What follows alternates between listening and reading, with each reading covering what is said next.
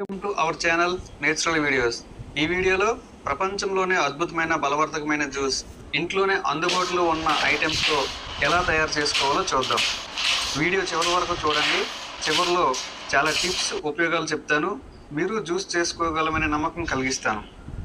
దీనిని జ్యూస్ అనడం కంటే మెడిసిన్ అనడమే కరెక్ట్. ఎందుకంటే ఈ జ్యూస్ డైలీ తాగడం వలన ఏ రోగాలు రావు, మరియు ఆరోగ్యంగా బలంగా ఉంటాము.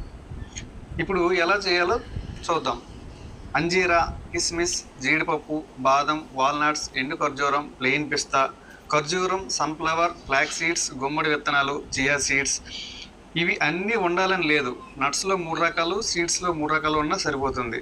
ఈ 12 రకాలను వీడియోలో చూపిన విధంగా కొంచెం కొంచెం తీసుకొని బాగా కడగాలి. తర్వాత ఒక పాత్రలో మంచినీరు పోసి రాత్రి 10 నుంచి 12 గంటల వరకు నానబెట్టాలి. చియా సీడ్స్ని సపరేట్గా నానబెట్టాలి. ఖర్జూరాల్లో లోపల ఉన్న పిక్కలను తీసివేయాలి, లేదంటే బ్లెండర్ బ్లేడ్లు పాడైపోతాయి. కొంతమంది ఈ జ్యూస్లో ఏదో ఒక ఫ్రూట్ మిక్స్ చేయాలంటుంటారు, కానీ అందరికీ అందుబాటులో ఉండకపోవచ్చు. ఒకవేళ ఉన్న 2 డేస్కే పాడైపోవడం, సరిగా మెయింటైన్ చేయలేకపోవడం వలన పూర్తిగా జ్యూస్ చేయడం ఆపేస్తారు. డ్రై ఫ్రూట్స్ ఎన్ని రోజులున్నా ఏమీ కావు. వీటిలో కూడా స్వీట్ ఉంటుంది, కాబట్టి ఫ్రూట్స్ లేకపోయినా పర్వాలేదు. ఉదయాన్నే నానబెట్టినవి వడబోసి జారులో వేసి బ్లెండింగ్ చేసి స్మూత్గా చేయాలి. ఇప్పుడు వడబోసిన నీరు పారేయకుండా జ్యూస్లోనే కలుపుకొని బ్లెండింగ్ చేసి లూజ్గా చేసుకోవాలి. చివరిలో సపరేట్గా నానబెట్టిన చియా సీడ్స్ను కూడా కలుపుకోవాలి. చాలు. దీనికి ఫ్రూట్స్, రకరకాల క్రీములు, custard powder, cocoa powder, chocolate powder అంటూ ఏవేవో కలుపుతుంటారు, షోయింగ్ కోసం, టేస్ట్ కోసం. కానీ ఏమీ కలపనవసరం లేదు, స్వీట్గానే ఉంటుంది. ఈ జ్యూస్ చేయాలంటే ఇన్ని ఐటమ్స్ ఉండాలా, మనం చేయలేంలే అనుకుంటారు.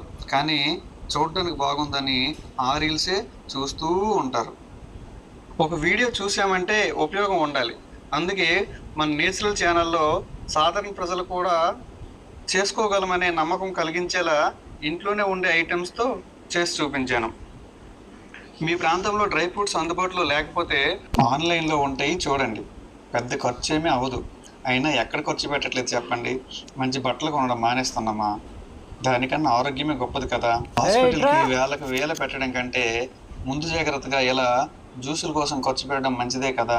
బద్ధకం పడకుండా మీరు మీ పిల్లలు స్టార్ట్ చేయండి, ఆరోగ్యంగా ఉండండి.